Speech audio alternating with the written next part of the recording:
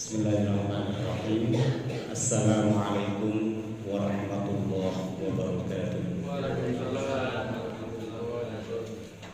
Alhamdulillahilladzi ja'ala Ramadan sayyidash syuhur fa unzila Qur'an fihi qailan syahrul Ramadan alladzi unzila fihi al-Qur'an wa bayyinatin minal huda wal furqan. Asyhadu an la ilaha illallah wahdahu la syarika lah wa asyhadu anna Muhammadan abduhu wa rasuluh. Allahumma shalli wa sallim wa barik ala nabiyyina Muhammad wa ala alihi wa ashabihi ajma'in, amma ba'du. Wa qala Allah ta'ala fi kitabihil karim, a'udzu billahi minasy syaithanir rajim. Ya ayyuhalladzina amanu taqullaha haqqa tuqatih wa la tamutunna illa wa antum muslimun. Wa qala Rasulullah sallallahu alaihi wasallam, min husni islamil mar'i tarkuhu ma la ya'nihi. Bapak Ibu jamaah salat Isya rahimakumullah, kembali kita bersyukur kepada Allah Subhanahu wa ta'ala karena sampai malam ini Allah masih berkenan memberikan kekuatan lahir batin kepada kita sehingga kita bisa menyelesaikan ibadah siam kita di bulan Ramadan tahun ini yang ke-18 hari. Artinya malam ini kita sudah berada di malam ke-19. Oleh karena itu perlu kita evaluasi diri ibadah-ibadah yang sudah kita lakukan selama 18 hari ini. Karena itu untuk meningkatkan ibadah yang sedang kita lakukan di bulan Ramadan, biasanya kaum muslimin itu lebih fokus kepada persoalan-persoalan pahala, persoalan-persoalan bagaimana kita memperbanyak amaliyah di dalamnya. Apakah itu ibadah siam, qiraatul Quran, sedekah, infak, dan yang lain-lain. Tapi kadang-kalanya di sisi lain kaum muslimin lupa bahwa di tengah-tengah kita menjalankan ketaatan kepada Allah Subhanahu wa ta'ala ada pengrusak daripada amalan itu. Amalan yang kita buru setiap hari, setiap malam, setiap waktu kita buru, tapi kita juga lupa bahwa amalan itu ada pengrusaknya. Ini juga menjadi perhatian kita sebagai orang yang beriman kepada Allah Subhanahu wa ta'ala dan berkomitmen dengan keimanannya itu, maka kita harus menjauhi berbagai hal yang dapat merusak amal ibadah yang sedang kita lakukan. Nah, karena itu maka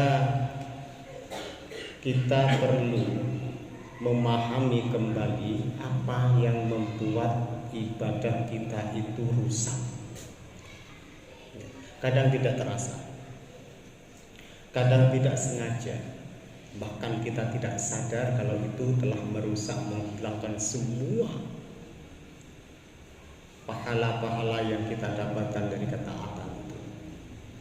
Ada seorang sahabat Rasulullah SAW datang kepada Nabi dan menyampaikan, ya Rasulullah, saya sudah melaksanakan rukun iman, rukun Islam.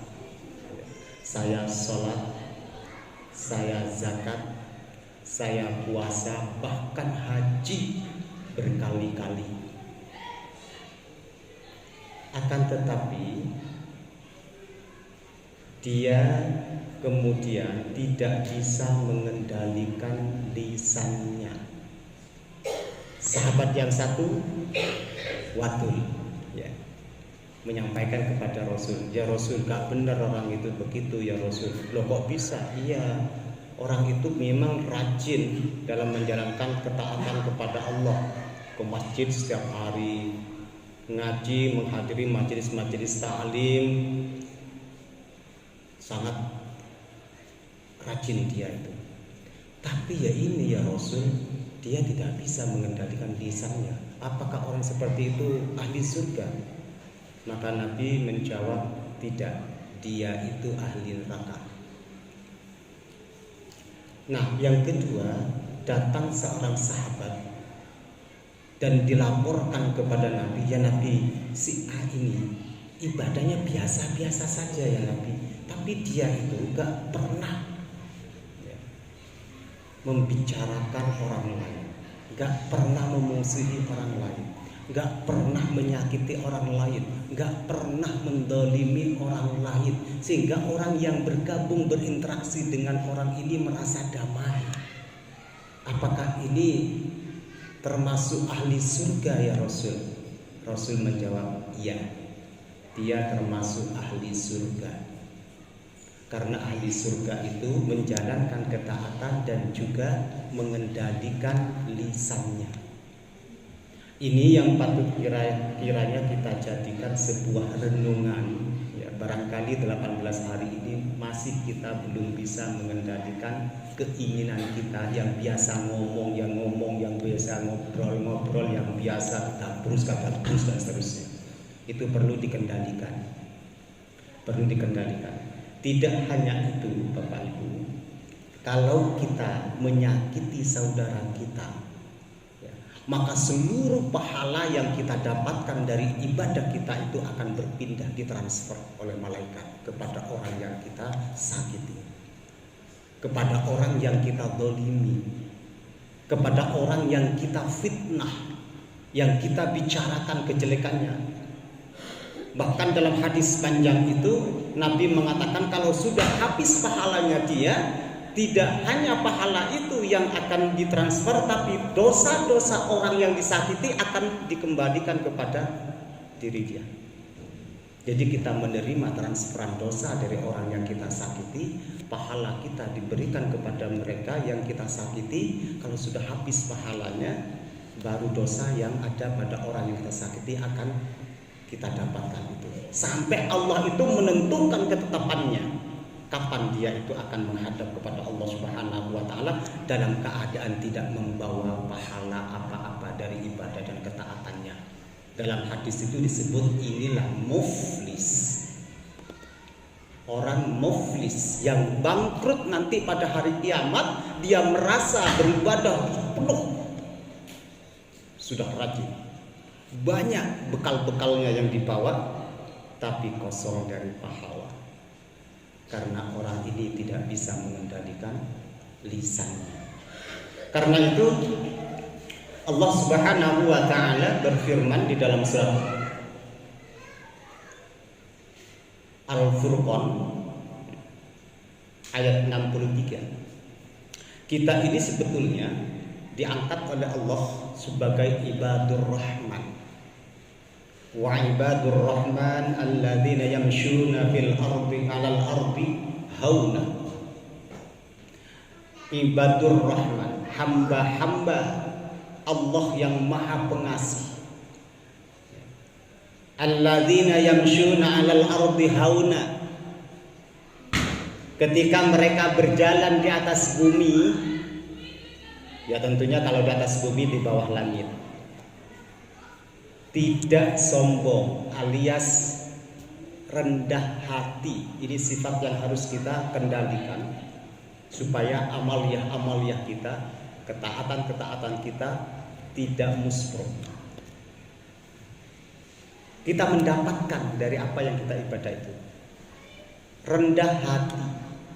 Ini sikap orang yang beriman, kemudian dikelompokkan oleh Allah sebagai ibadur rahman, hamba yang dikasihi oleh Allah Subhanahu wa taala.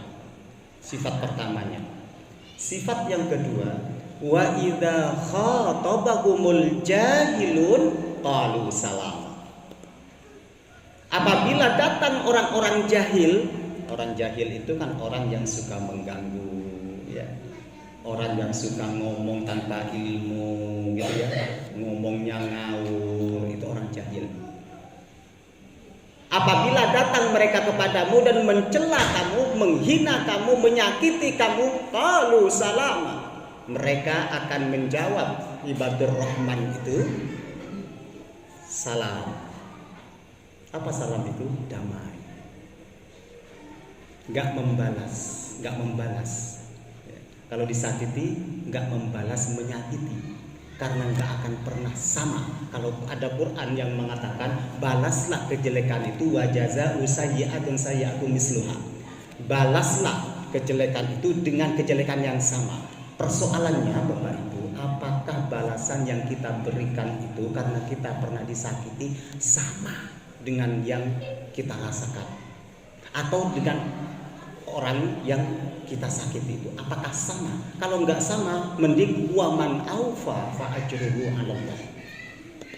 Kalau dikira tidak sama, ya lebih baik kita memaafkanlah, dan Allah akan memberikan pahala yang melimpah.